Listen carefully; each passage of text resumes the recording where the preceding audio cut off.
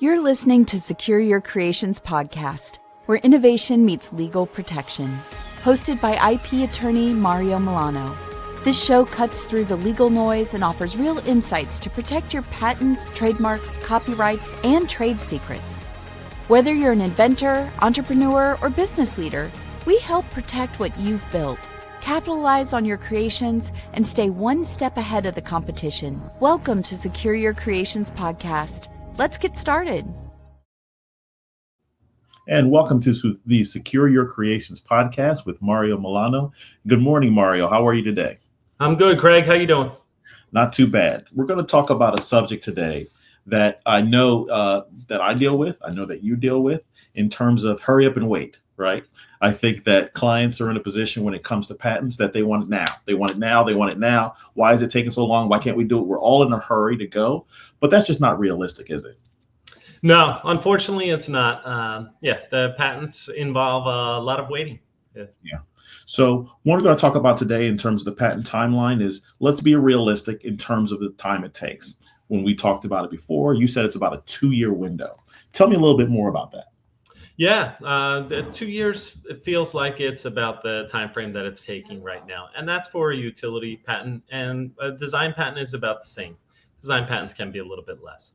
But the waiting part of it is we prepare the application. Typically, when an inventor comes to us, we do a search, we prepare the application. All that is done in about 4 to 6 weeks, I would say is about normal. Then we submit the patent application to the US Patent and Trademark Office. From the day that we file the application until we hear from the patent office for the first time, it's supposed to be 14 months is the USPTO guideline. Typically, it takes a little bit longer than that. About 18 months is what we see. So during that 18-month period, we're just waiting for the patent office to get back to us and examine the application and let us know if it's patentable or not. And so just to be clear, is there a difference between the patent application and a provisional patent? Can you describe if there's a difference at all? Sure, yeah. So for the provisional application, that doesn't actually get examined by the U.S. Patent Office. They review it for formalities, but they don't undertake a substantive examination like they do for a non-provisional application. So the provisional is really just a placeholder. The 18-month timeline that we just talked about, that's for a non-provisional application. For the provisional, you could add 12 months to that because we would file the provisional, wait up to 12 months to convert it to a non-provisional. And when the non-provisional application is filed, that's when that timeline starts. Great. And so in terms of the patent office, the USPTO examiner, what's their role in this whole 2-year potential application process? Yeah, so they have their docket that they have of other applications, right? They're examining multiple applications. So they're working through their docket on applications that were previously submitted and waiting in the order that they were received. And so, when your application comes up, then they'll start looking at your application. They're examined in the order that they're received. You can speed up the process a little bit by paying the government fee and filing a petition to make it special, and then it will get examined faster. But that adds to the fees that are associated with filing a patent application. So I have here in terms of a note, a patent office action. Is that something? What is that? Yeah, so an office action is typical to receive for a patent application. I mean, you hope to file your patent application and it's allowable right away. But if you do that, sometimes I find that your patent claims would be overly narrow if you got the patent application allowed on the first pass. So we try to draft claims that are broad enough, that have good broad claim to actually have some commercial value. And sometimes when you do that, your application will get rejected. And when that happens, when the application gets rejected, the U.S. Patent and Trademark Office will issue an office action. That's what we typically receive around the 18-month mark. The office action will say, that your patent application is not allowable, and here's the reasons why. Typically, we see that they're rejected over other patents or patent applications that were filed previously. And so then what we do is we read the other applications, we look at our own application, and then we amend the claims to get around those other patents. And so Ideally, there will be one, maybe two rounds of back and forth with the patent office, and then the application will be allowed. So I think this goes back to another episode that we had in terms of doing it yourself versus having an agent like yourself take care of it. If you get an office action, how would you consult your clients in terms of that office action? How is your role in that place so valuable? Yeah. So, some of the value is just from the fact that we have software that will notify us when there is a development in the application, like an office action. So the U.S. Patent and Trademark Office emails me. I have docketing software that will email me, and automatically populates the dates as far as when responses are due. And so, if you were to try that on your own, it's easy to overlook an email, or maybe it accidentally goes into your spam folder. You don't realize that the office action was issued. And, there are timelines associated with the office action. You typically have 3 months to respond. If you don't respond, then your application will end up going abandoned. So I can imagine, just being on the client side of things, we all get tons of emails every day, junk emails or regular emails, and it gets lost. Hokey smokes. That could push back the whole process, right? What would happen? Yeah, absolutely. Your application can go abandoned if you wait too long to respond, whether you are aware that there was a deadline in place or not. If you miss the deadline for responding, your application can go abandoned. Sometimes you can revive it if it was unintentional that the application went abandoned. But you're talking more fees, and that will delay the process, because when the application went abandoned, nobody's looking at the application or anything. You have to get it back up and running, get it back in front of the examiner, which all just further delays when your patent will ultimately issue. Wow. So in other words, do it right the first time. We're going to stick to that theme. Yes. Right. You only want to do it once. You want to go through that 2-year window once, ideally. Sometimes things happen, but the less stress that you give yourself and have someone like Mario take care of it, the easier the process goes for you. So we're going to touch upon another subject here that I know that you spoke about the other day, is who owns the patent process from the person who applies. Tell me more about that. Who owns that process? Yeah. So initially the rights are with the inventor. They're the ones who came up with the idea. So the rights to the invention belongs to them. Now, typically when I'm working with companies and they have either employees or contractors that they use for generating these ideas for their intellectual property, the employment agreements or the contractor agreement obligates the inventors to assign their rights over to the company. So when it's a larger company, then those agreements are already in place. It gets tricky when you have a solo inventor or a founder of a company who's coming up with the ideas, and sometimes they want to keep the rights in their name rather than assigning it to the company.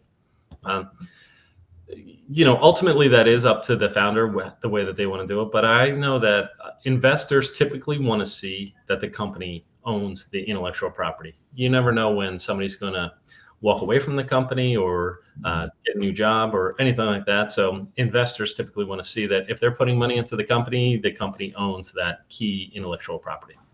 That makes a lot of sense. And while we're on the process of talking about investors, I know that that's a lot of pressure, a lot of time on the inventor's back. About the investors are like, let's get it. How can we move this faster? I know you talked earlier in terms of getting the patent. There is a process to make the patent a little bit faster. Can you speak to that fact? Sure. Yeah. So you can file the petition to make it special. You pay the associated fee with that. And then the U.S. Patent and Trademark Office is then supposed to have it get to either a second office action or allow the patent within 12 months. So you can certainly speed it up significantly because, now instead of waiting the 18 months to get the first correspondence, we typically see it at about 6 to 8 months is when we get the first correspondence from the patent office. So, it can certainly help speed things up. Some situations where I see that are if a company has their products already on the market and they identify somebody who is infringing their intellectual property, or they think, wow, that design, they're either copying it exactly or they're so close that we think we can get patents that will cover them and be able to force the other people out of the market. That's a situation where it probably makes sense to file on an expedited basis. Other times, companies, they're just entering the market with their products, and there might be some changes along the way as they introduce the product to the market. Sometimes they realize, oh, we could improve it like this or like that. So in that situation, it probably makes sense to just allow the patent to go along the normal timeline, because as you change your product, we can usually adjust the patent application in order to cover the new design without having to refile a whole new application. So I know that when we spoke about that briefly before the show, you were referencing in terms of the number of adjustments you can make prior to the USPTO seeing it is a valuable tool to be able to use. Can you tell the audience a little bit about that? Yeah, absolutely. I mean, you prepare this patent application with the original commercial product in mind, but then when you release it, sometimes there are changes. And so we can adjust the claims of the patent to make sure that they are applicable to the new commercial embodiment. If we file to speed up the process, and then the patent office starts looking at the application before we make any changes, then our hands are kind of tied. The number of changes that we can make are smaller. But if the application is just waiting for the examiner to look at it, we can typically amend the claims as necessary without a problem. Okay. So there's a lot of tools in your tool bag that you can use there to try to get this across for everyone. That's important for people to know. Yeah, absolutely. So the question I want you to, kind of give me a visual or give me an idea of maybe a client that you've worked with who has several patents at one time. So imagine having to manage several patents. Not, we were just talking maybe an inventor with one patent, but imagine these bigger corporations that have several patents, and you got to be able to monitor their timeline. Do you have an example or a story of something of that fashion? Yeah. So some clients will have multiple portfolios or multiple patent families in their portfolio. And so they'll have, product A, product B, product C. Each of those products has their own patent application. And then it's at various stages. So maybe we file one patent application for product A in the US. And then as we're going along, we identify a competitor that's getting close to their patents. So then we file a second application directed to product A and in the US. And so now you have two patents in the US, two patent applications pending in the US, and trying to monitor all the dates that are associated with that, along with all the dates for products B, for the patent applications for products B and C, can start to get pretty tricky because they're going to be at various stages. You have different timelines for responding to office actions. Then if the companies also file these patent applications internationally, that's going to add however many applications you have in the US. If you file a corresponding number in other countries, each country is going to have its own timeline for any office actions that issue and when things need to be filed. So it can quickly snowball from just trying to track one or two applications all the way up into dozens of applications that are pending at the same time. And I think that's, again, for everyone listening, that's the value of using Milano IP. They have the processes and the structures in place to allow that process to be smooth and easy. Business owners know, inventors already know, they're incredibly busy with 400 other tasks. Why take this on yourself as well, right? So tell me a little bit about Milano IP in reference to your patents and your services, Mario, before we get into our next segment. Yeah, so this is something that we're regularly versed in. We're always on the U.S. Patent and Trademark Office website, checking our docket, making sure that we have control of all the patent applications that we have going. We have software systems in place that automatically update that as well. And we also have, regularly work with associates in other countries so that if you do want to file your patents internationally, we can take care of that as well. Then you have a single point of contact here at Milano IP that will oversee the applications worldwide. And so now we're going to transition into the fun part of this segment as well, is a segment we call, Is It Patentable?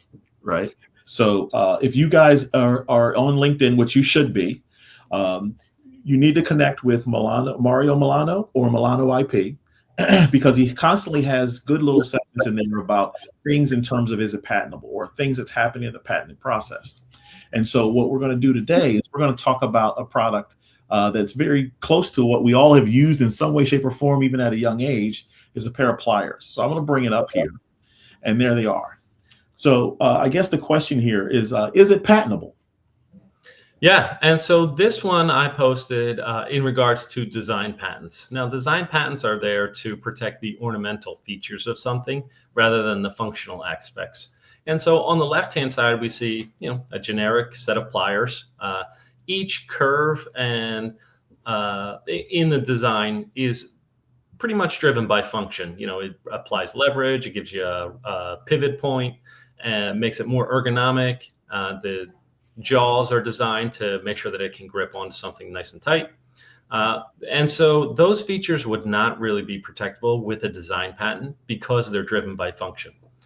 Whereas on the right-hand side, we see that we have that squiggly line there. And so that looks more like an ornamental feature, right? It might not have a function in there. Maybe it's a ridge that would improve the grip. But even if it is, the design of it is what would be patentable there, because even if it does have some functional aspects, but there is an ornamental aspect to it as well, then that's typically patentable. So in this situation, I would say the one on the left for a design patent would be considered functional and would not be patentable. But on the right-hand side, that squiggly line would be an ornamental feature and therefore would be protectable with a design patent. Very good. So now you guys know it is patentable or it is not, depending on what features you add to it. So what I want everybody to know is that you can always watch this show on milanoip.com. We have the audio version and the video version. You can listen to it on any of the major podcast platforms. You can watch it on YouTube. So we are going to continue to bring the audience information in terms of patents, trademarks, trade secrets, and more. And it's important that you guys subscribe, like, and comment. If you hear anything that you have a question about, by all means, go to LinkedIn, comment on the Mario's company page, and we'll be able to bring it to the show and ask, is it patentable? Mario, do you have any closing words before we head out? Always good to hear those questions from the audience. We like to hear about what's on the audience's mind. So please keep them coming. You heard it here first. I'm Craig Andrews. That's Mario Milano. And we will talk to you guys next time. Bye-bye now. Thanks for tuning in to the Secure Your Creations podcast. Make sure to subscribe and follow on YouTube and your favorite podcast app so you never miss an episode. Leave a comment, like, or review. We'd love to hear your thoughts or answer any questions. For more expert legal advice, visit www.milanoip.com. Until next time, is it patentable?